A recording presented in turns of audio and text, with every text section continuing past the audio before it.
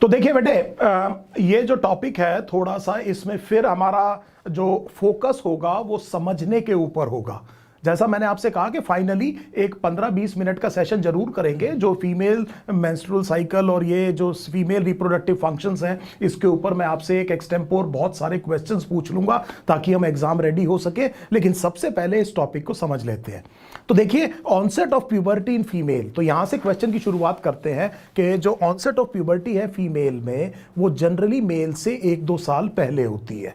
सो पहली तो चीज ये समझिए, onset of puberty is slightly earlier in the females than in males. Again, the onset of puberty in females as well is because of the release of gonadotropin releasing hormone by the hypothalamus. यही वो कारण था जो mail में भी puberty की onset के लिए जरूरी था, फीमेल में भी जरूरी है। एक चीज और मैं आपको याद दिला दूं कि बर्थ के टाइम पर जो फीमेल है उसकी ओवरी में वो सारे फ्यूचर ओवा है जो वो कभी भी पूरे रिप्रोडक्टिव एज में प्रोड्यूस करेगी। और इसमें आपको ये भी पता है कि जो फॉलिकल्स हैं वो प्राइमरी फॉलिकल्स हैं, उनके अंदर प्राइमरी oocyte है और वो प्राइमरी oocyte अरेस्टेड है डिप्लोटीन स्टेज पर जो कि प्रोफेस 1 मियोसिस 1 की स्टेज होती है। और बर्थ से लेके प्यूबर्टी तक इस फॉलिकल में कोई चेंज नहीं आता है। लेकिन ये बात जरूर याद रखने वाली है कि बहुत सारे जो फॉलिकल्स हैं वो एट्रेटिक हो जाएंगे, फॉलिकुलर एट्रेजिया चलता रहेगा। हम ये oocyte में कोई और चेंज नहीं कह रहे हैं और ये अरेस्टेड डिप्लोटीन स्टेज आपको दिखाई देगी जो कि प्रोफेस 1 मियोसिस 1 की अरेस्टेड स्टेज है। I hope this thing you remember from the last class as well. जब मैं ऑनसेट ऑफ प्यूबर्टी की बात कर रहा हूं तो फर्स्ट जो मेंस्ट्रुएशन होता है उसको आप मेनार्के बोलते हैं। So this is the term that everybody knows, menarche. And when the menstrual flow ends, ये साइकिल्स खत्म हो जाती हैं, that age is called as menopause.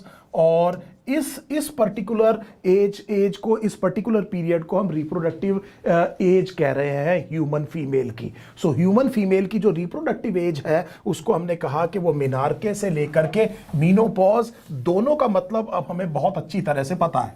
और इस पर्टिकुलर ड्यूरेशन में ये this will be characterised by occurrence of periodic cycles. So इसमें बहुत सारी क्या होंगी, साइकिल्स होंगी। और साइकिल में आप जानते हैं कि साइकिल का मतलब है एक इवेंट से आप शुरू करें और उसी इवेंट तक दोबारा पहुंच जाएं। तो रेगुलरली क्या होंगी, यहां पर साइकिल्स होंगी। इन साइकिल्स को हम मेंस्ट्रुअल साइकिल कहते हैं। So menstrual cycle is actually a sequence of events that is happening in the female, that is taking place in the female, non reproductive part की बात कर रहे हैं, non pregnancy में बात कर रहे हैं। it is not related to the pregnancy में things will change। अगर pregnancy नहीं है तो आपको रेगुलर क्या देखने को मिलेंगी, ये succession of events देखने को मिलेगा जिसको मिलाकर के हम क्या कहते हैं, menstrual cycle कहते हैं।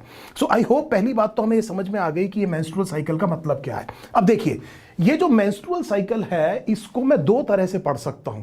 एक, क्या चेंजेस आ रहे हैं ओवरी में और क्या चेंजेस कॉरस्पॉन्डिंगली आ रहे हैं यूट्रस में। सो एक और बात ध्यान दीजिए, यहां पर आपने पढ़ा हुआ इस चैप्टर को, मैं कुछ कंसेप्ट्स आपको थोड़े एम्फेसाइज करने की कोशिश कर रहा हूं। फॉलिकल डेवलप हो रहा है ओवरी के अंदर और वहां से ओवम या सेकेंडरी oocyte रिलीज होना है। लेकिन फर्टिलाइजेशन के बाद में इंप्लांटेशन होना है यूट्रस के ऊपर, यूट्राइन एंडोमेट्रियम पे। ये जो एपिथेलियल लाइनिंग है एंडोमेट्रियम की, इसके ऊपर जो ब्लास्टोसिस्ट नाम का स्ट्रक्चर है, बाद में हम देखेंगे, वो इंप्लांट होना है। सो अगर मैं 2 ऑर्गन्स की बात करूं, एक ओवरी, उसमें कुछ कॉरस्पॉन्डिंग चेंजेस आएंगे मेंस्ट्रुअल साइकिल के दौरान, और सिमिलरली कुछ कॉरस्पॉन्डिंग चेंजेस आएंगे यूट्राइन एंडोमेट्रियम में। पिछली क्लास में हम देख चुके हैं कि यूट्राइन एंडोमेट्रियम यूट्रस की वो लेयर है जिसमें साइक्लिकल चेंजेस आते हैं along with the cyclical changes in the cyclical secretion patterns of the gonadotropins. Gonadotropins जो है उनका भी साइक्लिकल सिक्रीशन होता है और उनकी वजह से जो गोनाडल स्टीरॉयड्स हैं, देखिए इन टर्म्स को दोबारा एक बार समझ लेते हैं। चलिए, कहीं ये कॉम्प्लिकेट ना हो रहा हो, पहले तो ये समझिए, हाइपोथैलेमस रिलीज करता है गोनाडोट्रोपिन रिलीजिंग हार्मोन,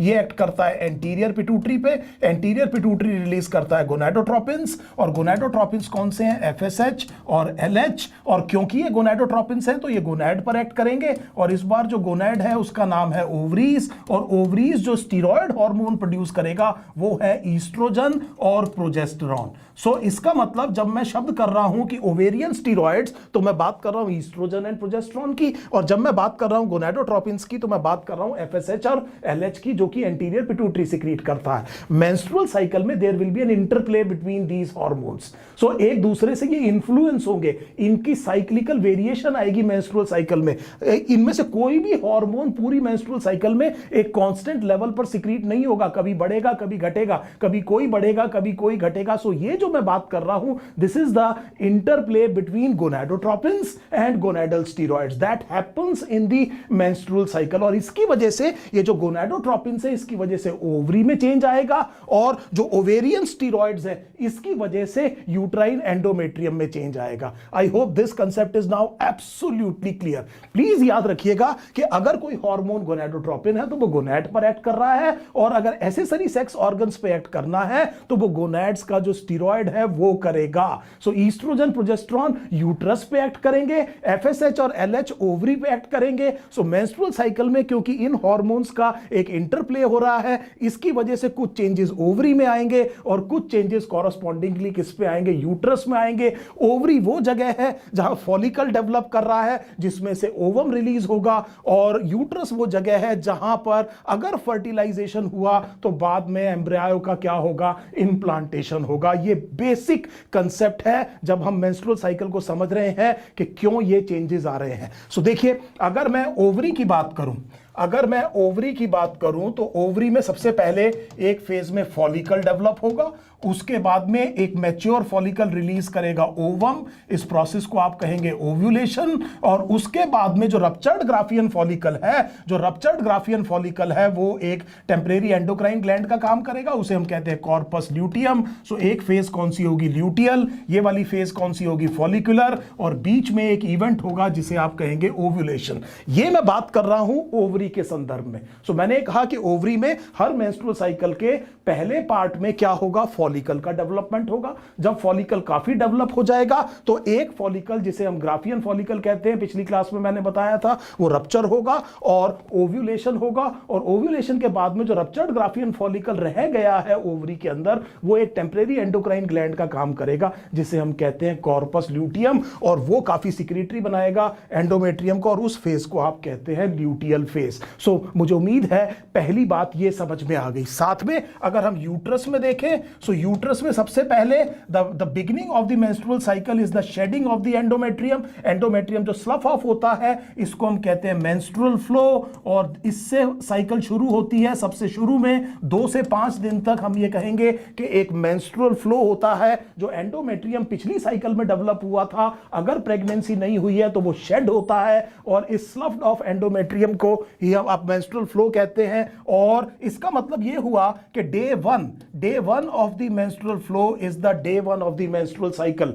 सो मेंस्ट्रुअल साइकिल का डे 1 वो डे है जिस दिन मेंस्ट्रुअल फ्लो शुरू हुआ है, और उसके बाद में ये जो एंडोमेट्रियम है ये रीजनरेट होता है। So there is a regeneration of the endometrium, और ये रीजनरेशन होता है प्रोलिफरेशन से, और इसीलिए इस फेज को आप कहते हैं प्रोलिफरेटिव फेज। और उसके बाद में इसके correspondingly it becomes highly secretory, और सिक्रीटरी इसलिए ताकि वो इंप्लांटेशन के लिए तैयार हो सके। तो मैंने मेंस्ट्रुअल फेज, प्रोलिफरेटिव फेज और सिक्रीटरी फेज किसके रिस्पेक्ट में कहा, यूट्रस के रिस्पेक्ट में। अब हमें दोनों को आपस में कोरिलेट करना है।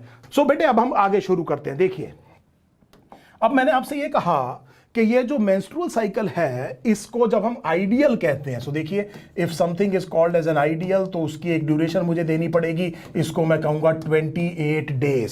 सो आइडियल मेंस्ट्रुअल साइकिल की जो ड्यूरेशन है वो 28 डेज है, but there is always a range for normal. अगर हम नॉर्मल की बात करते हैं तो रेंज होता है 120/80 mmHg, ये एक आइडियल ब्लड प्रेशर होगा। लेकिन 100 से 140 सिस्टोलिक और 60 से 90 mmHg डायस्टोलिक, ये एक नॉर्मल रेंज होगी। So there is always a range. अगर आप कहते हैं 72 पर मिनट, सो अगर मैं अपना अभी पल्स देखूं तो मेरा 72 नहीं होगा, और अगर 72 ही नॉर्मल है और मेरा अगर 80 है तो मैं अस्पताल में भर्ती नहीं होऊंगा कि मेरा नॉर्मल नहीं है। There is always a range. 60 to 100 is the range where the heart rate is considered normal. So इसका मतलब यह हुआ कि हमें समझ में आ गया कि हर चीज का एक नॉर्मल रेंज होती है। यस, हम डिस्क्राइब करेंगे एक 28 डेज की cycle because it is considered to be the ideal duration of the menstrual cycle. 25 से 35 तक भी नॉर्मल हो सकता है, प्रोवाइडेड उसकी जो ड्यूरेशन है वो ज्यादा वेरिएट ना कर रही हो. So if a female is having a cycle of say for example 30 days on an average, so 29, 30, 31 दिन में अगर उसकी साइकिल वेरी करती है तो we will consider this as a normal menstrual cycle. I hope this fundamental principle is absolutely clear. अभी जैसा मैंने आपसे कहा कि इस मेंस्ट्रुअल साइकिल के बीच में करीब करीब एक इवेंट होता है. इस इवेंट को आप कहते हैं ओव्यूलेशन, और इसकी वजह से इससे पहले वाले पार्ट को आप कह सकते हैं प्री ओव्यूलेटरी और इसके बाद वाले पार्ट को आप कह सकते हैं पोस्ट ओव्यूलेटरी. सो बड़ा आसान शब्द बता रहा हूं, बड़े आसानी से आपको बात समझ में आ गई कि पहले एक प्री ओव्यूलेटरी फेज है, बीच में एक इवेंट हुआ ओव्यूलेशन और बाद में पोस्ट ओव्यूलेटरी. अगर हम इसको फिर फंक्शन से कोरिलेट करें तो प्री ओव्यूलेटरी फेज का काम बेसिकली ये होगा कि फॉलिकल को डेवलप करना ताकि ओवम रिलीज हो. देखिए जो पहला हाफ है इस मेंस्ट्रुअल साइकिल का, उसका काम क्या है? वो जो प्री ओव्यूलेटरी जो फेज है इसमें क्या हो रहा है? फॉलिकल डेवलप हो रहा है और हम चाहते हैं कि बीच में करीब करीब एक फॉलिकल नॉर्मली क्या रिलीज करे? ओवम रिलीज करे. और दूसरे हाफ का काम क्या है? दूसरे हाफ का काम यह है कि अगर ये ओवम जो रिलीज हुआ है फर्टिलाइज्ड हो जाए तो एंडोमेट्रियम को तैयार करे इंप्लांटेशन के लिए. तो मुझे उम्मीद है इमीडिएटली मेरे दिमाग में एक और बात समझ में आ गई कि यहां पर गोनाडोट्रोपिन्स काफी इंपॉर्टेंट रोल प्ले करेंगे, क्योंकि ये जो फॉलिकल है ये ओवरी के अंदर डेवलप कर रहा है और यहां पर गोनाडल स्टीरॉइड्स का बहुत इंपॉर्टेंट रोल होगा, क्योंकि इंप्लांटेशन किस पर हो रहा है? यूट्रस पर हो रहा है. सो मैं ये लॉजिकल कोरिलेशन कर रहा हूं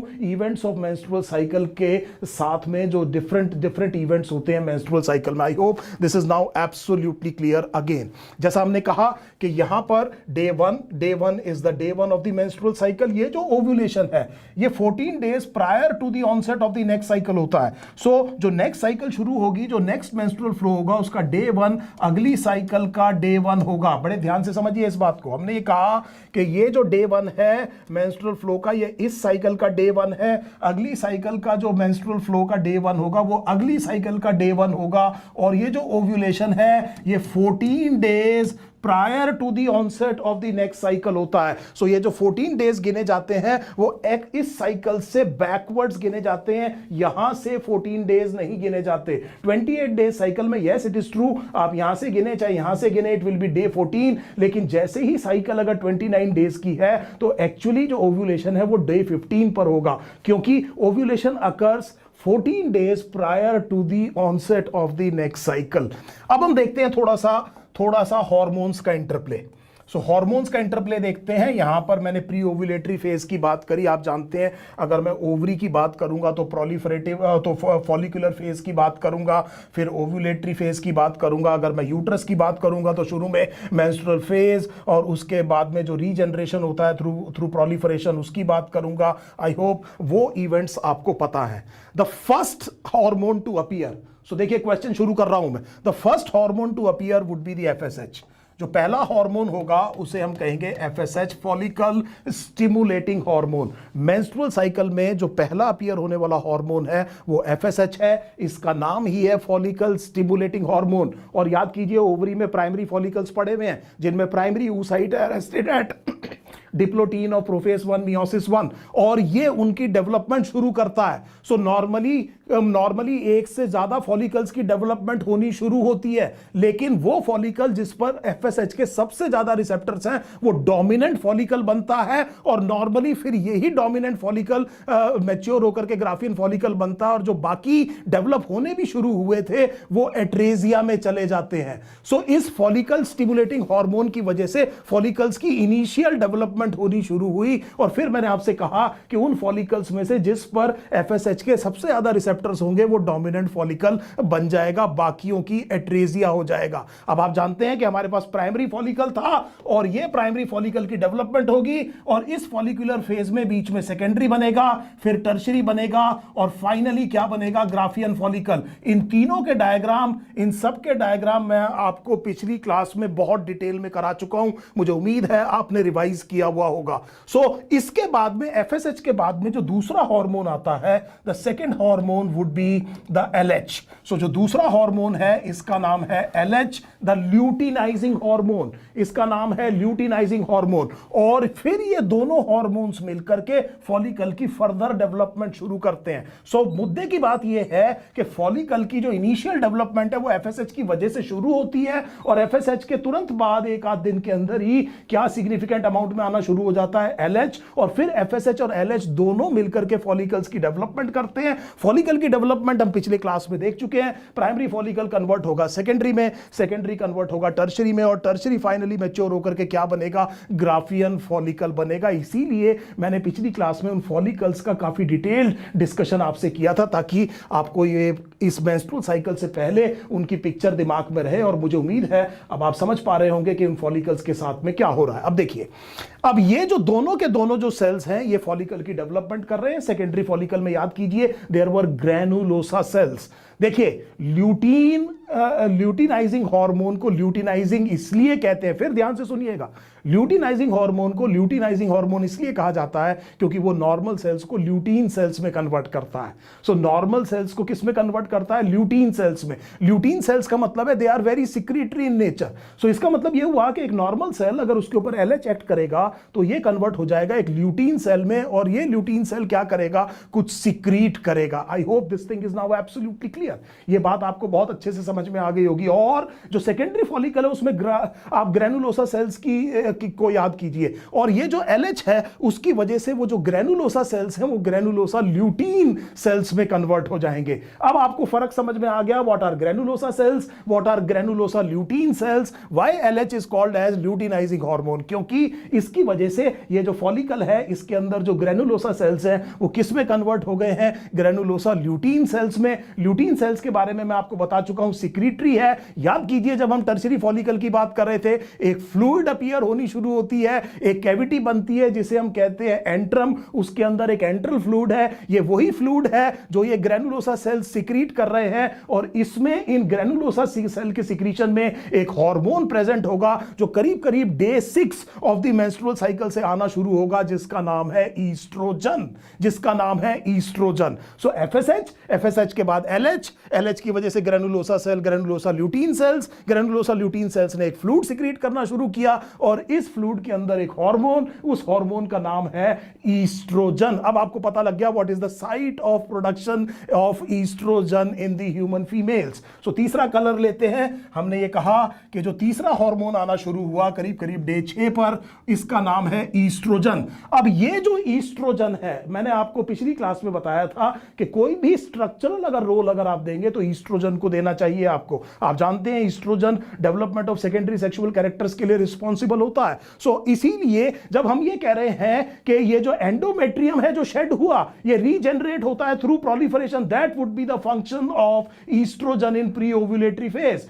फिर समझ लीजिए इस क्वेश्चन को, प्री ओव्यूलेटरी फेज में ईस्ट्रोजन का एक काम आपको बता रहा हूं, ये जो एंडोमेट्रियम जो स्लफ ऑफ हुआ था इसको रीजनरेट करना through proliferation, this is because of oestrogen in the pre ovulatory phase. मुझे उम्मीद है ये बात आपको समझ में आ गई होगी। अब आप देखिए, आपकी एनसीईआरटी ये कह रही है कि फॉलिकुलर फेज में there would be a constant increase in the secretion of LH and there would be increase in the secretion of FSH। थोड़ा सा FSH डिप करता है, लेकिन there would be an increasing secretion of the oestrogen. ये जो मैं green colour में बना रहा हूं ये ईस्ट्रोजन है, और ये अपनी पीक पर डे 13 के करीब पहुंचेगा। सो हम 28 डेज की मेंस्ट्रुअल साइकिल को डिस्क्राइब कर रहे हैं। इसमें जो ओव्यूलेशन है डे 14 पे होना है, और उससे जस्ट पहले डे 13-14 पर ही ईस्ट्रोजन अपनी पीक पर पहुंचा। ये प्रोलिफरेटिव फेज है। यहां पर हमने ये कहा कि एक तो एंडोमेट्रियम जो था वो रीजनरेट कर रहा है थ्रू प्रोलिफरेशन, दूसरा ये फॉलिकुलर फेज भी है ओवरी में, जिसमें फॉलिकल क्या कर रहा है, मैच्योर कर रहा है, और जिसमें हमने ये कहा कि कुछ सेल्स हैं जो कि ग्रैनुलोसा ल्यूटीन सेल्स हैं, जिन्होंने हमने ये कहा कि हार्मोन सिक्रीट किया oestrogen. I hope this is now absolutely clear. Now what happens is कि कायदे में अगर ईस्ट्रोजन अपने पीक पर जा रहा है तो it must have a negative feedback effect on the gonadotropins, और गोनाडोट्रोपिन्स का लेवल क्या होना चाहिए, कम होना चाहिए। सो बड़े ध्यान से देखिए कि जस्ट बिफोर ओव्यूलेशन एक्चुअली होता भी ऐसा ही है। शुरू में होता क्या है कि ये थोड़ा सा आप देखेंगे कि LH भी थोड़ा सा कम होना शुरू होगा। सो ये थोड़ा सा कम होना शुरू होगा और हमने कहा कि FSH भी क्या हो रहा है, कम हो रहा है। और हम ये एक्सपेक्ट करते हैं कि अगर ईस्ट्रोजन अपनी पीक पे जा रहा है, क्योंकि ये ओवरी का हार्मोन है, इसकी वजह से नेगेटिव फीडबैक होना चाहिए और गोनाडोट्रोपिन्स का लेवल काफी सिग्निफिकेंटली डिक्रीज करना चाहिए। लेकिन just before ovulation a strange phenomena occurs. इसका पक्के तौर पे हमें पता नहीं है ऐसा क्यों होता है। सो हमने ये कहा कि just before ovulation a something strange happens that oestrogen undergoes a positive feedback with LH। इसका मतलब ये हुआ कि अचानक आप ये देखेंगे कि LH का लेवल बढ़ता है, बढ़ता FSH का भी लेवल है। दोनों हार्मोन्स के साथ में हम ये देखेंगे कि ईस्ट्रोजन किस में जाता है, पॉजिटिव फीडबैक में, जस्ट बिफोर ओव्यूलेशन। हमें पक्के तौर पे नहीं पता कि इसको एक्सप्लेन कैसे करें, लेकिन the phenomena we know, just before ovulation oestrogen undergoes a positive feedback with both LH as well as FSH। लेकिन ये पॉजिटिव फीडबैक बहुत प्रोनाउंस्ड होता है LH का, और LH का जो लेवल है अचानक 6 से 10 गुना बढ़ जाता है। So it goes shoots up, and that is why this thing is called as LH surge।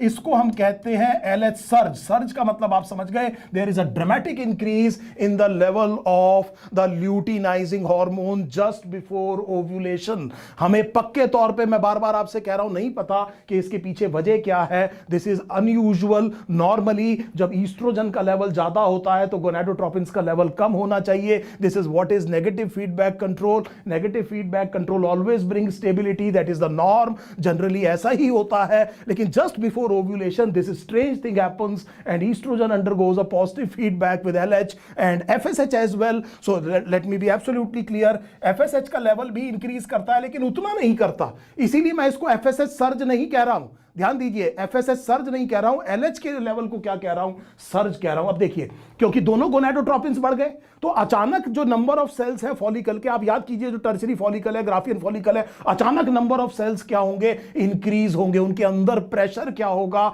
Increase होगा।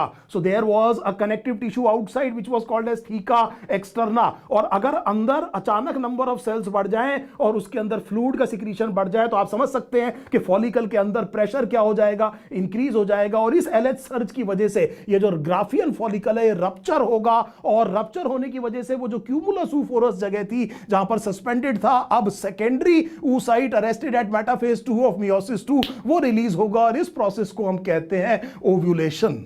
So this is what is called as ovulation, और इसके लिए LH सर्ज बहुत जरूरी है। ये जो अचानक LH का लेवल बढ़ता है, यस बार बार मैं आपसे कह रहा हूं FSH भी बढ़ता है, लेकिन हम ज्यादा ध्यान दे रहे हैं किस पर, LH पर, कि उसका लेवल ड्रामेटिकली इंक्रीज करता है। इसकी वजह से इतनी तेजी से कुछ इवेंट्स होते हैं कि जो फॉलिकल है उसके अंदर प्रेशर इंक्रीज होकर के वहां से वो रप्चर होता है, और जो क्यूमुलस ऊफोरस की जगह है वहां पर जो सेकेंडरी oocyte था surrounded by zona pellucida and some of the layers of the cells, वो जाकर के ओवरी से रिलीज होकर के एब्डोमिनल कैविटी में आता है, पेरिटोनियल कैविटी में। सो ओव्यूलेशन के टाइम पर जो चीज रिलीज होती है वो है secondary oocyte arrested at metaphase 2 of meiosis 2 and ovulation occurs into the peritoneal cavity और the abdominal cavity. It gets got in a water current, वो वाटर करंट ओवरी की फैलोपियन ट्यूब की तरफ जा रहा है, और इनफंटिबुलम के जो फिम्ब्रिए हैं वो पकड़ लेते हैं ओवम को, और ओवम को ट्रांसपोर्ट कर देते हैं फैलोपियन ट्यूब के अंदर, जहां पर पेरिस्टेल्सिस और कोलमनार सीलिएटेड एपिथेलियम की मदद से वो यूट्रस की तरफ मूव करना शुरू करता है। So this ovulation occurs into the abdominal cavity. ये अपने आप में एक इंपॉर्टेंट क्वेश्चन है, इसको याद रखिएगा। सो एक तो ये बात हुई, इस LH सर्ज की वजह से हमने एक तो ये कहा कि ये ओव्यूलेशन पॉसिबल हो पाया, और सेकेंडरी oocyte क्या हो गया, रिलीज हो गया। अब आगे देखिए, एक और चीज देखिए, वो थीका सेल्स याद आ रहे हैं आपको, जिसको मैंने थीका इंटरना कहना शुरू किया था टर्शियरी फॉलिकल में। अब उस पर जो है ये FSH एक्ट करता है, और इसके एक्शन की वजह से वो जो थीका सेल्स हैं वो रिलीज, वो सिक्रीट करते हैं एक प्रीकर्सर प्रोजेस्टेरॉन का, मैंने पिछली क्लास में बताया था। सो मैंने आपसे कहा कि जो थीका सेल्स है under the influence of the FSH they actually start secreting a precursor of progesterone, and this precursor of progesterone is converted into progesterone by the granulosa lutein cells. फिर ध्यान से समझ लेते हैं, हमने ये कहा कि थीका सेल्स सिक्रीट करना शुरू करते हैं प्रीकर्सर ऑफ प्रोजेस्टेरॉन, और ये जो प्रीकर्सर ऑफ प्रोजेस्टेरॉन है इसको प्रोजेस्टेरॉन प्रोजेस्टेरॉन में कौन कन्वर्ट करता है? Granulosa lutein cell. तो मैं अब अपना चौथा हार्मोन यहां पर बना सकता हूं और उसका नाम मुझे पता है अब प्रोजेस्टेरॉन है, और ये progesterone just at the time of ovulation आना शुरू होगा। So this is because we know that progesterone is associated with the pregnancy function, और फर्टिलाइजेशन के इवेंट में ही प्रेगनेंसी एस्टैब्लिश होगी और उसकी जरूरत भी अभी है। इसीलिए प्रोजेस्टेरॉन देखिए कितना टाइम भी आ रहा है, just at the time of ovulation. Progesterone एक मेटाबॉलिक हार्मोन है और इसकी वजह से जो फीमेल है उसका बेसल बॉडी टेम्परेचर थोड़ा बढ़ जाता है, और इसको हम बाद में यूज करेंगे रिप्रोडक्टिव हेल्थ में एक नेचुरल मेथड ऑफ कंट्रासेप्शन का मैकेनिज्म के तौर पर, क्योंकि बिकॉज ओव्यूलेशन के टाइम पे फीमेल का बेसल बॉडी टेम्परेचर थोड़ा बढ़ता है। उसकी वजह केवल यह है कि पहली बार मेंस्ट्रुअल साइकिल में आप देख रहे हैं प्रोजेस्टेरॉन आ रहा है, और प्रोजेस्टेरॉन क्या है? एक मेटाबॉलिक हार्मोन है। बेसल मेटाबॉलिक रेट बढ़ता है फीमेल की बॉडी का, इसीलिए उसकी बॉडी का टेम्परेचर बढ़ता है और बढ़ा रहता है तब तक जब तक प्रोजेस्टेरॉन काफी अमाउंट में सिक्रीट हो रहा है। I hope this is now absolutely clear. So just before ovulation this is the state of affairs of the interplay between gonadotropins and the gonadal steroids. I hope this is now absolutely clear. तो ये Graafian follicle rupture हुआ, इसमें से secondary oocyte release हुआ, इसके चारों तरफ zona pellucida और क्यूमुलस ऊफोरस वाले रीजन के कुछ सेल्स, इनका नाम अब हम चेंज करेंगे, इन्हें हम कहेंगे कोरोना रेडिएटा। ये चीज पहुंची एब्डोमिनल कैविटी में, वहां से फिम्ब्रिये ने पकड़ के इसको ट्रांसपोर्ट कर दिया फेलोपियन ट्यूब के अंदर, और ये जो रप्चर्ड ग्राफियन फॉलिकल है जिसमें बहुत सारे सेल हैं, it is a body of cell. ये रप्चर्ड ग्राफियन फॉलिकल किस में रह गया? ओवरी में रह गया है, और इसके बहुत सारे सेल्स है, it becomes a body of cells. Body के लिए शब्द आता है बेटे कॉर्पस, और ये सेल्स ल्यूटीन सेल्स हैं क्योंकि LH इनके ऊपर एक्ट कर चुका है, and it is a body of lutein cells, and that is why it is called as corpus luteum. इसको कॉर्पस ल्यूटियम कहा जाता है। आपको कॉर्पस का मतलब भी समझ में आ गया, ल्यूटियम का मतलब भी समझ में आ गया, और ये कॉर्पस ल्यूटियम अब सिग्निफिकेंट अमाउंट में प्रोजेस्टेरॉन सिक्रीट करेगा। सो प्लीज रिमेंबर, अगर मुझसे कोई ये पूछे कि कॉर्पस ल्यूटियम में एक हार्मोन बताइए जो सिक्रीट करता है, कॉर्पस ल्यूटियम सिक्रीट ईस्ट्रोजन भी करता है, लेकिन अगर दोनों चॉइस में अलग आ रखा है तो आपको पहला आंसर प्रोजेस्टेरॉन लगाना है। So the most important hormone produced in significant amount by corpus luteum is actually progesterone. I do not deny कि ये कॉर्पस ल्यूटियम जो है वो ईस्ट्रोजन भी प्रोड्यूस करता है, लेकिन मुझे दोनों में से जब एक चॉइस चूज करनी है तो मेरा आंसर प्रोजेस्टेरॉन होगा। अब हमने ये कहा कि ये जो कॉर्पस ल्यूटियम है, ये ल्यूटियल फेज बननी शुरू हो गई, ये काफी सिग्निफिकेंट अमाउंट में क्या प्रोड्यूस कर रहा है? प्रोजेस्टेरॉन, और थोड़ा सा क्या प्रोड्यूस करेगा? ईस्ट्रोजन। देखिए ईस्ट्रोजन का लेवल पहले डिप करेगा और उसके बाद में इसको थोड़ा सा सिक्रीट कौन करेगा? Corpus luteum. एक और पीक आएगी, पोस्ट ओव्यूलेटरी पीक आएगी, किसकी? ईस्ट्रोजन की, लेकिन ये पोस्ट ओव्यूलेटरी पीक ईस्ट्रोजन की प्री ओव्यूलेटरी पीक से कम है। सो प्लीज रिमेंबर, ईस्ट्रोजन अपनी पीक डे 13 डे 14 पर प्राप्त करता है, बिल्कुल क्लियर होनी चाहिए ये बात आपको। So there is a peak in the post ovulatory phase as well, लेकिन ये पीक प्री ओव्यूलेटरी पीक से कम होती है। अब देखिए यहां पर अब आप नहीं चाहेंगे, क्योंकि ये ओवम रिलीज हो गया है, अब इसका फेट डिसाइड होना चाहिए कि क्या ये ओवम फर्टिलाइज होता है, और फर्टिलाइज होता है तो फिर इंप्लांटेशन होकर के प्रेगनेंसी एस्टेब्लिश करनी है। इस दौरान आप नहीं चाहेंगे कि एक और फॉलिकल की डेवलपमेंट होनी शुरू हो जाए, इस टाइम पर बिल्कुल नहीं चाहेंगे। जब तक इस रिलीज्ड ओवम का फेट डिसाइड नहीं हो रहा है तब तक एक और फॉलिकल डेवलप होना शुरू हो जाए, और फॉलिकल डेवलप होगा बिकॉज ऑफ गोनाडोट्रोपिन्स। इसीलिए पोस्ट ओव्यूलेटरी फेज में आप बिल्कुल नहीं चाहेंगे कि गोनाडोट्रोपिन्स होने चाहिए, and that is what exactly happens. वो क्या होता है कि इस टाइम पर वो नेगेटिव फीडबैक जो मैं बात कर रहा था, और ये सिक्रीट नहीं होते हैं गोनाडोट्रोपिन्स। ये हम चाहते भी हैं, क्योंकि हम ये चाहते हैं कि एक और फॉलिकल डेवलप ना हो जब तक कि इस वाले रिलीज्ड ओवम का फेट डिसाइड ना हो जाए। और ये बहुत ज्यादा अमाउंट में क्या सिक्रीट कर रहा है? प्रोजेस्टेरॉन। और ये प्रोजेस्टेरॉन एक्ट कर रहा है उस यूट्राइन एंडोमेट्रियम पे। ये ओवेरियन स्टीरॉयड है, एसेसरी सेक्स ऑर्गन पे काम करेगा, और उस प्रोजेस्टेरॉन को काफी वास्कुलर, सिक्रीटरी और ग्लैंडुलर बना रहा है, मतलब उसको बहुत न्यूट्रिटिव बना रहा है ताकि वो इंप्लांटेशन के लिए तैयार हो सके। यही आप चाहते हैं। ओवम रिलीज हो गया, पहला काम हो गया मेंस्ट्रुअल साइकिल का, अब दूसरे हाफ में यूट्रस को तैयार करना पड़ेगा ताकि वो इंप्लांटेशन के लिए रेडी हो सके, न्यूट्रिशन प्रोवाइड कर सके। इसके लिए उसके अंदर की वास्कुलैरिटी बढ़नी होगी, उसकी थिकनेस भी बढ़ेगी, ईस्ट्रोजन भी आ रहा है, उसकी वास्कुलैरिटी बढ़ेगी, उसकी ग्लैंडुलैरिटी बढ़ेगी, वो ज्यादा सिक्रीटरी या न्यूट्रिटिव होता जाएगा। और ये काम है किसका? प्रोजेस्टेरॉन का। मैं आपको पहले भी बता चुका हूं कि प्रोजेस्टेरॉन प्रेगनेंसी फंक्शंस के साथ रिलेटेड हार्मोन है। I hope this is now absolutely clear. ये भी हम समझ गए कि ये एफएसएच और एलएच क्यों नहीं आने चाहिए। हम नहीं चाहते कि एक ऑन गोइंग प्रेगनेंसी के दौरान कोई दूसरी प्रेगनेंसी एस्टैब्लिश हो। और अब की बार आप ये देख रहे हैं कि ये जो गोनेडल स्टीरॉइड्स हैं इनका नॉर्मल असर आ रहा है, जो नेगेटिव फीडबैक है। And through out the post ovulatory phase हमने ये कहा कि ये जो है गोनेडोट्रोपिन्स का सिक्रीशन नहीं होगा। अब एक और चीज समझिए फाइनली, ये जो ओवम रिलीज हुआ है, ये जो ओवम रिलीज हुआ है, ये अपने रिलीज के 24 घंटे के अंदर अंदर फर्टिलाइज हो जाना चाहिए। So the ovum that has been released, ये ओवम जो मैं शब्द बार बार इस्तेमाल कर रहा हूं, आप जानते हैं कि actually it is secondary oocyte arrested at metaphase 2 of meiosis 2। मैं थोड़ा कम करने के लिए, ताकि मुझे कम बोलना पड़े, मैं शब्द इस्तेमाल कर रहा हूं ओवम, लेकिन फिर एक बार बता रहा हूं कि secondary oocyte arrested at metaphase 2 of meiosis 2 है।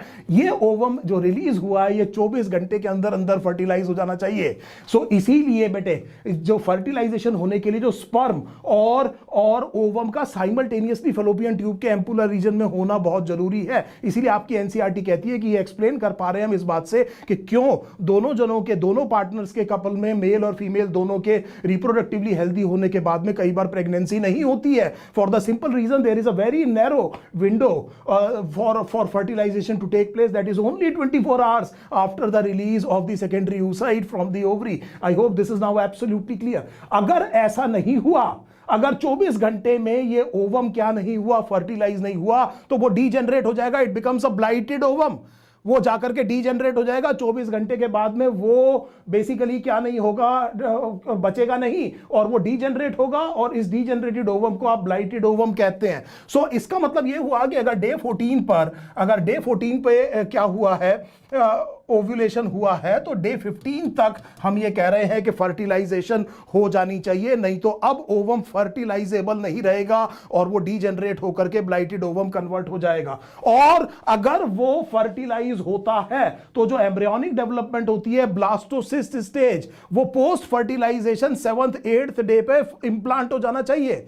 सो पोस्ट फर्टिलाइजेशन का मतलब 15वें दिन से 7वें 8वें दिन तक ये जाकर के ब्लास्टोसिस्ट यूट्राइन एंडोमेट्रियम की वॉल पर इंप्लांट हो जाना चाहिए। इसका मतलब करीब मैं 22nd डे की बात कर रहा हूं मेंस्ट्रुअल साइकिल की, और उस टाइम पर आप देखिए एंडोमेट्रियम बहुत हेल्दी है, क्योंकि प्रोजेस्टेरॉन काफी ज्यादा आ रहा है। It is absolutely ready for implantation because of the large amount of secretion of progesterone by the corpus luteum. So ये जो इंप्लांटेशन है जो कि प्रेगनेंसी को एस्टैब्लिश करता है, वो 7th 8th day post fertilisation हो जाना चाहिए। अगर ऐसा नहीं हुआ है तो इमीडिएटली लॉजिकली आप ये बात समझ सकते हैं कि इस एंडोमेट्रियम को इतना ज्यादा न्यूट्रिटिव रखने का अब कोई फायदा नहीं है। दूसरी चीज ये कि ये जो कॉर्पस ल्यूटियम है, ये बना था एलएच की वजह से। ध्यान दीजिएगा इस चीज को, थोड़ा सा मुश्किल कंसेप्ट है। ये कॉर्पस ल्यूटियम किसकी वजह से बना था? एलएच की वजह से। एलएच काफी ज्यादा आया था जस्ट बिफोर ओव्यूलेशन, और वो इस कॉर्पस ल्यूटियम को मेंटेन कर पाएगा 6-7 दिन तक, लेकिन अब नहीं आ रहा है। अब नहीं आ रहा है बिकॉज ऑफ नेगेटिव फीडबैक। अब जो है एलएच नहीं आ रहा है, अब कॉर्पस ल्यूटियम और आगे काम नहीं कर पाएगा। क्यों? क्योंकि एलएच नहीं है। शुरू में जितना आया था 7-8 दिन का काम चला गया। ये वो विंडो है जिसमें फर्टिलाइजेशन के बाद में इंप्लांटेशन भी हो जानी चाहिए। अगर दोनों चीज नहीं हुई है और एलएच नहीं आ रहा है तो ये कॉर्पस ल्यूटियम डीजेनरेट होना शुरू हो जाएगा। इसका मतलब अब सिस्टम को समझ में आ गया कि फर्टिलाइजेशन और इंप्लांटेशन नहीं हुई है। इस एंडोमेट्रियम को जिसको हमने डेवलप किया था, हाईली सिक्रीटरी बनाया था, इसको अब मेंटेन करने की जरूरत नहीं है। और ये जो कॉर्पस ल्यूटियम है ये डीजेनरेट होना शुरू होता है, और जैसे जैसे ये डीजेनरेट होना शुरू होगा, this is very easy to understand, ये प्रोजेस्टेरॉन का लेवल डिप करेगा। इसी तरह से हम ये देखेंगे कि इसका लेवल भी डिप करेगा, एफएसएच का लेवल, ईस्ट्रोजन का लेवल भी क्या करेगा? डिप करेगा। ये काफी ज्यादा कम हो जाएगा। So this is what is going to happen. और ये जो कॉर्पस ल्यूटियम है, जब ये डीजेनरेट हो जाएगा तो डीजेनरेटेड कॉर्पस ल्यूटियम को कॉर्पस एल्बिकेंस कहा जाता है। So degenerated corpus luteum is called as corpus albicans. मुद्दे की बात यह है कि जब कॉर्पस ल्यूटियम डीजेनरेट हो गया तो प्रोजेस्टेरॉन आना बंद हो गया। बेसिकली प्रोजेस्टेरॉन आना, यस, ईस्ट्रोजन भी आना बंद हो गया। लेकिन मैं आपको तरह तरह से बार बार यह समझाने की कोशिश कर रहा हूं कि जब आप कॉर्पस ल्यूटियम की बात करते हैं तो पहले ध्यान में आपके प्रोजेस्टेरॉन आना चाहिए। और इस प्रोजेस्टेरॉन की वजह से खास तौर पे obviously with the help of estrogen as well, वो एंडोमेट्रियम बहुत ज्यादा हेल्दी था, बहुत ज्यादा फ्लरिश करा हुआ था, बहुत सिक्रेटरी था, उसकी सपोर्ट हट गई। और इस सपोर्ट की हटने की वजह से ये जो एंडोमेट्रियम है ये स्लफ ऑफ हो जाता है और नेक्स्ट साइकिल शुरू हो जाएगी। And this is the reason of the menstrual flow. और ये नेक्स्ट साइकिल शुरू हो जाएगी। ये जो एंडोमेट्रियम इतना डेवलप हुआ था, अब ये लैक ऑफ सपोर्ट की वजह से बेसिकली स्लफ ऑफ होगा और नेक्स्ट साइकिल शुरू हो जाएगी। इसका मतलब ये हुआ कि menstrual flow is essentially progesterone withdrawal bleeding. So basically progesterone के विथड्रॉन की वजह से मेंस्ट्रुअल फ्लो होता है। यस, यू आर राइट कि इसमें ईस्ट्रोजन का भी रोल है, लेकिन मैं बेटे बार बार आपको बता रहा हूं कि अगर दोनों में से एक आंसर चूज करना है तो आंसर वुड बी प्रोजेस्टेरॉन। और एक और चीज होगी, जैसे ही इन दोनों का लेवल कम होगा, एक तो हमें समझ में आ गया कि एंडोमेट्रियम की सपोर्ट हटेगी, वो स्लफ ऑफ हो जाएगा। क्या आपको नहीं लगता कि ये जब हाई थे तो इन्होंने LH और FSH के लेवल को सप्रेस किया हुआ था और अब ये खुद कम हो गए हैं, तो इनका जो इनिबिशन इफेक्ट था FSH और LH पर वो भी हट गया और अगली साइकिल में ये FSH और LH आना शुरू हो जाएंगे और अगला फॉलिकल डेवलप होना शुरू हो जाएगा नेक्स्ट साइकिल में। I hope this is now absolutely clear. Pregnancy होगी तो इस मेंस्ट्रुअल साइकिल के इवेंट्स को सस्पेंड किया जाएगा और menstrual flow during the pregnancy नहीं होंगे। क्यों नहीं होंगे वो हम आगे देखेंगे। मुझे उम्मीद है ये इवेंट्स ऑफ मेंस्ट्रुअल साइकिल अब आपको एब्सोल्युटली क्लियर होंगे। सो अब हमें समझ में आ गया कि किस तरह से मेंस्ट्रुअल साइकिल चलती है, क्या क्या इवेंट्स होते हैं, किस टाइम पर जो हार्मोन्स हैं उनका इंटरप्ले हमें बिल्कुल क्लियर हो गया। अब देखिए बेटे आगे फर्टिलाइजेशन की बात करते हैं। अगर अब हम ये देखते हैं कि क्या होता है अगर ये जो ओवम है वो वाकई में फर्टिलाइज हो जाए। अगर फर्टिलाइज नहीं हुआ तो हमें पता है कि कॉर्पस ल्यूटियम डीजेनरेट होगा, ओवम ब्लाइटेड ओवम में कन्वर्ट हो जाएगा, मेंस्ट्रुअल फ्लो हो जाएगा कॉर्पस एल्बिकेंस बनने के बाद में और नेक्स्ट साइकिल शुरू हो जाएगी। लेकिन अब हम ये देखना चाह रहे हैं कि what happens during fertilization. Fertilization would be the fusion of the male and the female gamete, the sperm and the ovum. I hope you remember that basic concept very clearly even from your lower classes। इधर देखिए, अब हमने ये कहा कि जो चीज release हुई है ओवरी से, उसको एक बार रिकलेक्ट करते हैं। उसमें सेकेंडरी oocyte था, अगर आप याद कीजिए, और ये सेकेंडरी oocyte अरेस्टेड था मेटाफेज 2 ऑफ मियोसिस 2 पर। इसके चारों तरफ एक ग्लाइकोप्रोटीन की लेयर थी और इस लेयर को आपने कहा जोना पेलुसिडा, और इसके चारों तरफ वो जो क्यूमुलस ऊफोरस के जो पार्ट था उसके डिराइव्ड कुछ सेल्स थे। लेकिन इन सेल्स को अब हम एक नया नाम देंगे, इनको हम कहेंगे कोरोना रेडिएटा। सो इसमें हम कहेंगे corona radiata. I hope now these things actually magically changes their names, but please try to remember that these cells are called as corona radiata। और इनके बीच में हम ये देखेंगे there would be obviously some ground substance that must be present between the cells as well। so ये वो structure है जो ओवरी से ओव्यूलेशन के टाइम पर रिलीज हुआ। ये वो स्ट्रक्चर है जो कि फिम्ब्रिया ने पकड़ करके इनफंटिबुलम में ट्रांसफर किया। ये वो स्ट्रक्चर है जो कोलमनार सीलिएटेड एपिथेलियम और पेरिस्टाल्सिस की मदद से एम्पुला तक पहुंचता है 24 घंटे में। और इसीलिए एम्पुला में जनरली क्या होती है फर्टिलाइजेशन। ये क्वेश्चन मैंने पिछली क्लास में पूछा था, उसका आंसर दे दिया कि क्यों एम्पुला में ही बात कर रहे हैं हम, क्योंकि 24 घंटे में ये सेल कहां से कहां तक पहुंच पाता है, एम्पुला तक ही पहुंच पाता है। इसीलिए that is the most common site of fertilization, the ampulla near the isthmus. Generally कुछ लोग कहते हैं एम्पुलरी इस्थमिक जंक्शन, लेकिन जो पार्ट है that is the ampulla. Remember it is the widest part of the fallopian tube. So इसको एक बार label कर लेते हैं। हमने ये कहा कि बीच में सेकेंडरी oocyte है, मतलब arrested eight XYZ and ABCD। उसके चारों तरफ बेटे जोना पेलुसिडा है और उसके चारों तरफ हमने ये कहा कि कुछ सेल्स हैं। इन सेल्स को हमने कहा कोरोना रेडिएटा, और कोरोना रेडिएटा बीच में क्या है, ग्राउंड सब्सटेंस है। और इस ग्राउंड सब्सटेंस में एक इंपॉर्टेंट बायोमोलिक्यूल केमिकल है, मॉलिक्यूल है, इसको हम कहते हैं हाइलुरोनिक एसिड। सो इसमें एक इंपॉर्टेंट हम केमिकल देखेंगे, इसका नाम है हाइलुरोनिक एसिड। अब देखिए इंसेमिनेशन, अब दूसरी तरफ चलते हैं, insemination, deposition of semen in the female genital tract. Insemination के बाद में आपको याद है पहले कोएगुलम था सीमन, उसके बाद थोड़ी देर बाद फ्लूइडाइज हुआ होगा, फिर उसमें से स्पर्म्स जो है वो रिलीज हुए होंगे। स्पर्म के ऊपर जो इनिबिटर्स होंगे वो जेनाइटल सिक्रीशंस की वजह से रिमूव हुए होंगे और इसकी वजह से स्पर्म एक्टिवेट होगा और एक्टिवेशन का रिजल्ट ये होता है कि स्पर्म हाइपर मोटाइल हो जाता है। अब देखिए दूसरी तरफ, insemination, deposition of semen in the female genital tract. हमने कहा कि थोड़ी देर में वो क्या होगा, डिपोजिशन के बाद में फ्लूइडाइज होने के बाद में उसमें जो एंट्रैप्ड स्पर्म्स थे वो क्या होंगे, रिलीज होंगे। उनके सरफेस पे क्या होते हैं, इनिबिटर्स। वो इनिबिटर्स क्या किए जाएंगे, रिमूव किए जाएंगे और इस प्रोसेस का रिजल्ट क्या होगा कि स्पर्म क्या हो जाएंगे, एक्टिवेट। इसका मतलब क्या है कि वो मोटाइल हो जाएंगे, ना केवल मोटाइल बल्कि विग्रसली मोटाइल हो जाएंगे, उनमें हाइपर मोटिलिटी डेवलप होगी। और इस पूरे सीक्वेंस ऑफ इवेंट्स को आप कैपेसिटेशन कहते हैं। और ये कैपेसिटेशन जो है स्पर्म के साथ में, ये बेसिकली फीमेल जेनाइटल ट्रैक्ट में हो रहा है। ये सारे प्रोसेसेस होते हैं कैपेसिटेशन में, जिसका एंड रिजल्ट ये है कि स्पर्म क्या होता है, हाइपर मोटाइल होता है। अब स्पर्म अपनी फ्लैजेलम से मूव करेगा और उसके बाद में it will cross the cervix, याद कीजिए वेजाइना के ऊपर जो पार्ट था बर्थ कैनाल का, उसको सर्विक्स कहते हैं। सर्विक्स को क्रॉस करके it will enter into the uterus. अब उसे एक फेलोपियन ट्यूब में पहुंचना है। देखिए नॉर्मली एक सिंगल ओवम रिलीज होता है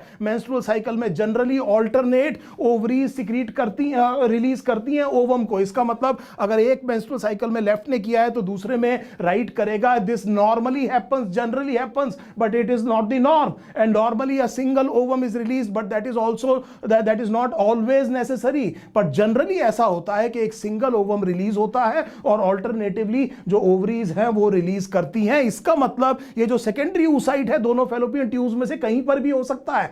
then what causes majority of the sperms to reach the correct fallopian tube? मेरा मतलब ये है कि ये जो फेलोपियन ट्यूब्स हैं, यहां पर हमने ये कहा कि कैपेसिटेशन के बाद में स्पर्म कहां पहुंच गया है, यूट्रस में, लेकिन किसी भी फेलोपियन ट्यूब में ये स्ट्रक्चर प्रेजेंट हो सकता है। सो ऐसी क्या वजह है जिसकी वजह से ज्यादातर sperm actually correct fallopian tube में पहुंच पाते हैं? उसकी वजह यह है कि ये जो यहां पर जो सेल्स हैं, इनके बीच में जो फ्लूइड है, इसमें थोड़ा प्रोजेस्टेरॉन होता है। थोड़ा कंसेप्ट ध्यान से समझिएगा। ये जो स्ट्रक्चर रिलीज हुआ है, इसकी सराउंडिंग फ्लूइड में थोड़ा सा प्रोजेस्टेरॉन होता है और ये प्रोजेस्टेरॉन एस्टेब्लिश करता है एक केमिकल ग्रेडियंट, और उस केमिकल ग्रेडियंट के वजह से अट्रैक्ट होकर के ज्यादातर स्पर्म्स उस फेलोपियन ट्यूब में पहुंचते हैं जहां पर ये सेकेंडरी oocyte लोकेटेड है। और सारे स्पर्म्स एक साथ नहीं पहुंचते, ये वेव्स में पहुंचते हैं। This is an adaptation to increase the probability of the fertilization. So majority of the sperms after capacitation, बहुत से तो सर्विक्स की कैनाल में ही खत्म हो जाएंगे, बहुतों के खिलाफ इम्यून रिस्पॉन्स होगा। याद रखिए कि ये एक फॉरेन सेल है जो फीमेल बॉडी में डिपॉजिट हुआ है। ये फीमेल बॉडी के खुद का सेल नहीं है। इसके खिलाफ जो फीमेल बॉडी है वो क्या करेगी, इम्यून रिएक्शन करेगी। सो स्पर्म्स के खिलाफ क्या बनती हैं, एंटीबॉडीज बनती हैं, और उस इम्यून रिस्पॉन्स को सप्रेस करना पड़ेगा। इसीलिए सेमाइनल प्लाज्मा में हमने कहा था कि प्रोस्टाग्लैंडिन्स होते हैं। प्रोस्टाग्लैंडिन्स मॉडिफाइड फैटी एसिड्स हैं जो कि लोकलाइज्ड हार्मोन का काम करते हैं। और यहां पर प्रोस्टाग्लैंडिन्स का एक बड़ा इंपॉर्टेंट रोल यह है कि जो फॉरेन सेल डिपॉजिट हुए हैं फीमेल बॉडी में, उनके खिलाफ अगर कोई इम्यून रिस्पॉन्स होता है तो उसको सप्रेस करने की कोशिश की जाए। आप जानते हैं कि स्पर्म का नंबर बहुत ज्यादा होता है, केवल एक स्पर्म चाहिए फर्टिलाइजेशन के लिए, और मिलियंस ऑफ स्पर्म्स प्रेजेंट होते हैं सीमन के अंदर। लेकिन यू कैन इजीली अंडरस्टैंड कि स्पर्म के लिए जर्नी आसान नहीं है। सर्विक्स का जो म्यूकस है कई बार हॉस्टाइल होता है। इनफर्टिलिटी जब पढ़ेंगे तो हम ये देखेंगे कि कारण ये भी हो सकता है, स्पर्म्स के खिलाफ बहुत सारी क्या हो सकती हैं, एंटीबॉडीज हो सकती हैं। और बहुत से स्पर्म हो सकता है मॉर्फोलॉजिकली नॉर्मल ना हो, बहुत से स्पर्म हो सकता है कैपेसिटेट ना हो पाए, मतलब उनमें हाइपर मोटिलिटी डेवलप ना हो पाए। लेकिन इसके बावजूद काफी सिग्निफिकेंट नंबर ऑफ स्पर्म्स जो पहुंचेंगे और उनमें से कई सारे जो है उस फेलोपियन ट्यूब में पहुंच जाएंगे जहां पर ये स्ट्रक्चर लोकेटेड है, जहां पर फर्टिलाइजेशन होना है। मैं बात कर रहा हूं एम्पुला ऑफ फेलोपियन ट्यूब की। आई hope this is now absolutely clear. अब देखिए, देखिए बेटे, इस डायग्राम को दोबारा बना लेते हैं। जिस चीज को फर्टिलाइज होना है उसमें हमने कहा कि सेकेंडरी oocyte है, काफी बड़ा साइज होता है। मैं पिछली क्लास में आपको बता चुका हूं। इसके चारों तरफ बेटे याद कीजिए जोना पेलुसिडा है, इसके चारों तरफ याद कीजिए कुछ सेल्स हैं। इन सेल्स को हमने कहा कोरोना रेडिएटा। थोड़ा अलग कलर ले लेते हैं। हम ये कह रहे हैं इनके चारों तरफ कुछ सेल्स हैं, इन सेल्स को कहते हैं कोरोना रेडिएटा। और इनके बीच में ग्राउंड सब्सटेंस है और ग्राउंड सब्सटेंस में हाइलुरोनिक एसिड है। अब देखिए बड़े ध्यान से,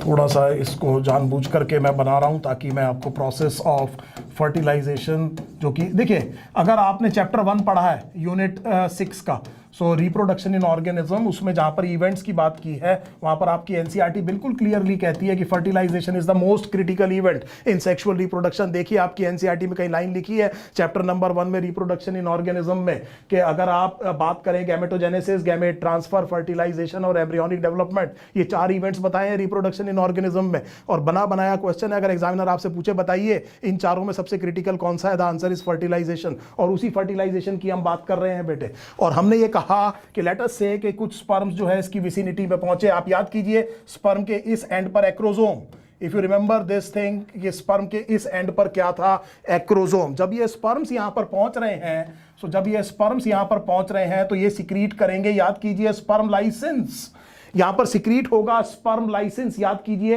एक्रोजोम में कुछ हाइड्रोलिटिक एंजाइम था, उसकी मदद से कुछ रास्ता कार्व आउट होगा और ये सेल्स डिसॉल्व होना शुरू होंगे। इन स्पर्म लाइसेंस में कोरोना पेनिट्रेटिंग एंजाइम हो सकता है, इसमें हाइलुरोनिडेज हो सकता है, ये सिक्रीट करेगा जो कि ग्राउंड सब्सटेंस में हाइलुरोनिक एसिड को डिसॉल्व करेगा। और इसी तरह से हमने ये कहा कि बाद में क्या रिलीज करेगा, कोरोना पेनिट्रेटिंग एंजाइम, और वो सेल्स डाइजेस्ट होंगे और उसकी वजह से एक रास्ता बनेगा। और ये जो स्पर्म है, देखिए बड़े ध्यान से, ये अब मूव करना शुरू करेगा इस स्पेस में towards the zona pellucida. So you can see the sperm is reaching towards the zona pellucida, और जैसे ही जोना पेलुसिडा के कांटेक्ट में स्पर्म आता है, स्पर्म में एक्रोजोमल रिएक्शन होता है, ये एक्रोजोमल मेम्ब्रेन रप्चर होती है और यहां पर एक हार्मोन रिलीज होता है, एक एंजाइम रिलीज होता है, नॉट हार्मोन, एक एंजाइम रिलीज होता है जिसका नाम है जोनालाइसिन, और इसको हम एक्रोजिन भी कहते हैं। सो एक्रोजिन या जोनालाइसिन कहते हैं, ये यहां पर रिलीज होता है। बड़े ध्यान से समझिए, एक्रोजोमल रिएक्शन के लिए contact with zona pellucida is must. So जैसे ही हमने कहा कि जैसे ही कांटेक्ट हुआ जोना पेलुसिडा से स्पर्म के अंदर एक्रोजोमल रिएक्शन हुआ, एक्रोजोमल मेम्ब्रेन क्या हो गई, रप्चर हो गई, और इस विसिनिटी में क्या रिलीज हो गया, जोनालाइसिन, जिसको आपने एक और नाम से बुलाया एक्रोजिन। और अब जो प्रेजेंटिंग पार्ट है वो हेड है। Now the presenting part is actually the head. So देखिए एक्रोजोम गायब हो गया और अब ये जाकर के डॉकिंग होगी, और जोना पेलुसिडा पे रिसेप्टर्स होते हैं जिस पर ये हेड जो है स्पर्म का जाकर के डॉक करेगा, और यहां पर स्पीसीज स्पेसिफिसिटी आती है because of the presence of the receptors. So only human sperms can fertilize the human ovum because only they will be able to dock on the species specific receptors that are present on the zona pellucida. अब इसका मतलब यह हुआ कि अगला जो step है वो बड़ा सिंपल है, हमें समझ में आ गया कि ये जाकर के डॉक करेगा किससे, जोना पेलुसिडा से। इसको आपने कहा डॉकिंग, और यहां पर हमने ये कहा कि ये बहुत स्पीसीज स्पेसिफिक होता है। अब देखिए बिल्कुल भी हम ये नहीं चाहते हैं कि एक सिंगल ओवम को एक से ज्यादा स्पर्म फर्टिलाइज करे। We do not want a thing to happen, and this phenomena is actually called as polyspermy. Polyspermy would be fertilization of a single ovum by more than one sperm. This will lead to polyploidy, multiple sets of chromosome, and polyploid human embryos are not known to develop. अगर होता भी है, पहली बात तो ये होता नहीं, अगर होता भी है तो फिर वो डेवलप नहीं करेगा। So therefore there must be an endeavor to prevent polyspermy, and a very important role of zona pellucida. So zona pellucida वो लेयर है जिसमें एक रिएक्शन शुरू होता है, जिस रिएक्शन को हम कहते हैं जोना रिएक्शन, जिसकी वजह से ये टफ हो जाती है, बाकी रिसेप्टर्स एबलेट होते हैं, आप हायर क्लासेस में पढ़ेंगे। और बेसिकली इसकी वजह से पॉलीस्पर्मी क्या होती है, प्रिवेंट होती है। पॉलीस्पर्मी का रिजल्ट अगर हो गया पॉलीस्पर्मी तो पॉलीप्लॉइडी होगा। और मैंने आपसे कहा कि ह्यूमन एम्ब्रियो में पॉलीप्लॉइडी डेवलप, पॉलीप्लॉइड एम्ब्रियोज या सेल जो है वो डेवलप नहीं करेंगे, इसीलिए इनको प्रिवेंट करना बहुत जरूरी है। और ये दूसरा इंपॉर्टेंट रोल मैंने आपको बता दिया जोना पेलुसिडा का। अब क्योंकि यहां पर आसपास में जोनालाइसिन रिलीज हुआ था तो वो जगह पर, इस जगह पर बेसिकली क्या होता है कि जो जोना पेलुसिडा है वो थोड़ी सी वीक हो जाती है, और जोना पेलुसिडा की वीक होने की वजह से, ऐसे दिमाग लगाइए, ये जो स्पर्म है अपने हेड से जोना पेलुसिडा पे डॉक किया हुआ है, और इस एरिया में मैं ये कह रहा हूं कि जोना पेलुसिडा थोड़ी सी वीकेंड है, और उस टाइम पर ये लास्ट में एक विग्रस मोटिलिटी शो करता है. So it shows a vigorous motility, pierces the zona pellucida and enters into the space surrounding the secondary oocyte, और इस स्टेट को कहते हैं, इस स्पेस को कहते हैं पेरीविटिलिन स्पेस. सो फिर बड़े ध्यान से समझिए, ये जो स्पर्म है जो डॉक किया था इसके आसपास जोना पेलुसिडा, हमने ये कहा कि वीक हो गई है, ये एक बार फिर विग्रसली मोटिलिटी शो करेगा, उसकी वजह से इस रीजन में the zona pellucida will give way and the sperm will enter into a space surrounding the secondary oocyte, and this space is called as a perivitelline space. So ये diagram मैं दोबारा बनाऊंगा. अब देखिए बड़े ध्यान से, हमने ये कहा कि अब जो है, थोड़ा सा दूर कर लेते हैं, हमने ये कहा कि ये पेरीविटिलिन स्पेस में एंटर कर गया. Sperm now has entered the perivitelline space. हमें पता है कि हेड, नेक, बॉडी और टेल, ये स्ट्रक्चर बचा है, और ये अब किसकी तरफ जा रहा है? इस मेम्ब्रेन की तरफ जा रहा है. इस मेम्ब्रेन को आप जानते हैं सेकेंडरी oocyte की मेम्ब्रेन है, इसे oolemma कहा जाता है. So this membrane is called as oolemma. So इस मेम्ब्रेन को आपने कहा oolemma, इस स्पेस को आपने कहा पेरीविटिलिन स्पेस, और हमने ये कहा कि जोना पेलुसिडा को इस पर्टिकुलर पार्ट में पियर्स करके ये स्पर्म अंदर एंटर कर गया. बाकी जोना पेलुसिडा में जोना रिएक्शन शुरू हो गया, वो टफन्ड हो गई, हार्डन्ड हो गई, और यहां पर अभी कुछ और ग्रेन्यूल्स भी रिलीज होंगे, आप हायर क्लासेस में पढ़ेंगे. उसकी वजह से बाकी रिसेप्टर्स एबलेट हो जाते हैं ताकि एक और स्पर्म इसको बाइंड ना कर सके और पॉलीस्पर्मी प्रिवेंट हो सके. अब जब ये स्पर्म इस तरफ जा रहा है तो there is the formation of a cone of attraction, which means a cone of fertilization means कि ये जो oolemma है वो थोड़ा सा बाहर की तरफ बल्ज करती है, अट्रैक्ट होकर के, समथिंग लाइक दिस, और इसको हम कहते हैं the formation of cone of fertilization. So advancing sperm की तरफ oolemma थोड़ा सा क्या करती है? अट्रैक्ट होती है, और अल्टीमेटली अब आप समझ सकते हैं कि there would be a contact between the advancing sperm and the oolemma, और ये जो कॉन्टैक्ट है इसकी वजह से oolemma सडनली डीपोलराइज हो जाती है. अगर कोई स्पर्म गलती से भी बीच में आ गया है तो वो रिपल्स हो जाएगा, कुछ कॉर्टिकल ग्रेन्यूल्स रिलीज करती है, और वो ग्रेन्यूल्स जो बाकी रिसेप्टर्स है जोना पेलुसिडा पे उसको खत्म कर देते हैं, और इसकी मदद से पॉलीस्पर्मी क्या हो जाती है? प्रिवेंट हो जाती है. इसको हम कॉर्टिकल रिएक्शन कहते हैं. So this becomes a cortical reaction. So cortical reaction, zona reaction, इनकी वजह से हमने क्या कहा कि पॉलीस्पर्मी क्या हो गई? प्रिवेंट हो गई. और हमने ये कहा कि इस कॉन्टैक्ट की वजह से ये कॉर्टिकल रिएक्शन शुरू हुआ. Again there is a process by which the zona reaction gets completed and the polyspermy is prevented. Now finally what happens is that this sperm actually enters into the ooplasm. ये कहां पर enter कर गया? ooप्लाज्म में. हमें पता है कि इसका एक हैप्लॉइड न्यूक्लियस होगा, एक हैप्लॉइड न्यूक्लियस सेकेंडरी oocyte का भी होगा, and this is the apparent act of fertilization. देखिए ये फीमेल गैमेट है, ये मेल गैमेट है. The male gamete has entered into the female gamete, into the cytoplasm of the secondary oocyte. This is the apparent fertilization. Fertilization हम कहते हैं mail और female gamete के फ्यूजन को, और ये क्या हो गया है?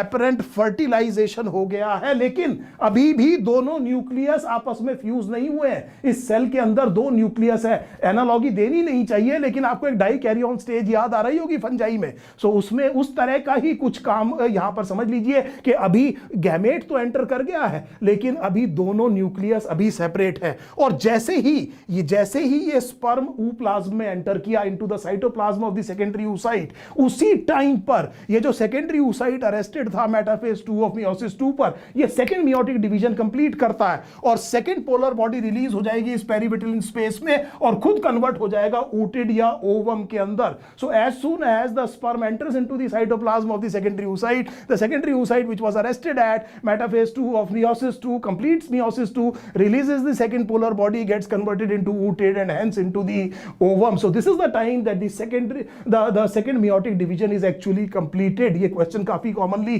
पूछा जाता है. हाइड्रोलिटिक एंजाइम्स की मदद से सारे पार्ट्स को इनको डिसॉल्व किया जाता है, और ultimately you will see that there would be the presence of the haploid nucleus, और बाकी पार्ट डिसॉल्व हो गए, and then finally the two nuclei will fuse with each other, and this will lead to the formation of a diploid nucleus, और ultimately इसकी वजह से ये diploid cell बनेगा, और this is the actual act of fertilization, and this results in the formation of a diploid cell, and this diploid cell is the zygote, और इसी से human body के सारे सेल बनने हैं. This is how fertilization takes place in the human beings.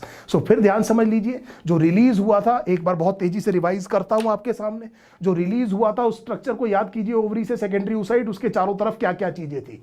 फिर insemination process को याद कीजिए, फिर कैपेसिटेशन, फिर याद कीजिए किस तरह से स्पर्म विसिनिटी पे पहुंच रहे हैं, फिर याद कीजिए कि क्या होता है जब स्पर्म विसिनिटी पे पहुंचते हैं, कब होता है एक्रोसोमल रिएक्शन, जोना रिएक्शन किसे कहते हैं, स्पीसीज स्पेसिफिसिटी कहां से आती है, पॉलीस्पर्मी कैसे प्रिवेंट होती है, कॉर्टिकल रिएक्शन किसे कहा जाता है, एपरेंट एक्ट ऑफ फर्टिलाइजेशन किसे कह रहे हैं, कब जो है वो सेकंड मियोटिक डिवीजन कंप्लीट होती है, और उसके बाद में कब एक जाइगोट बनता है, किस चीज को आप फर्टिलाइज्ड एग कहेंगे और किस चीज को आप जाइगोट कहेंगे. इसकी सिग्निफिकेंस बायोटेक्नोलॉजी में हम देखेंगे जब ट्रांसजेनिक एनिमल्स बनाने की कुछ कोशिश करेंगे कि फर्टिलाइज्ड एग वो स्टेज जब दोनों न्यूक्लियस अलग अलग हैं और जब वो फ्यूज हो गए तब मैंने उसको कहना शुरू कर दिया जाइगोट. इसकी बहुत इंपॉर्टेंट इंप्लीकेशन जो है वो बायोटेक्नोलॉजी में आएगी. सो जैसा मैंने आपसे कहा था कि आज की क्लास में मैं काफी आपको पढ़ाऊंगा क्योंकि कुछ जो कंसेप्ट्स हैं उनको एक्सप्लेनेशन की जरूरत है.